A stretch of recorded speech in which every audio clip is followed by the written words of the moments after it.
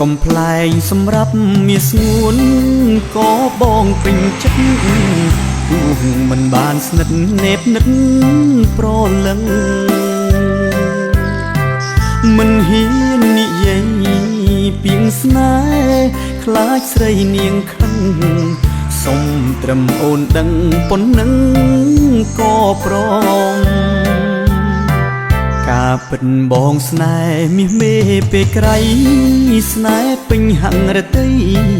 មេឃដីសាកសីក្តីស្នេហ៍ខ្ញុំផង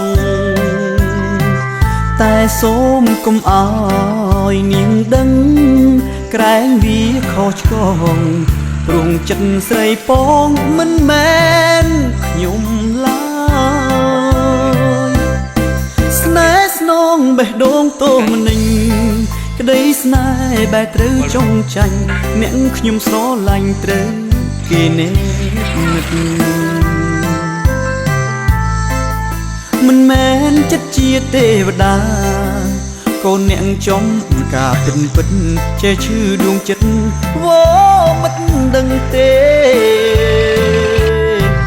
បើសិនសាលបងសារភាពថាស្នេហ៍ខ្លាចនឹងខ្លាចតែ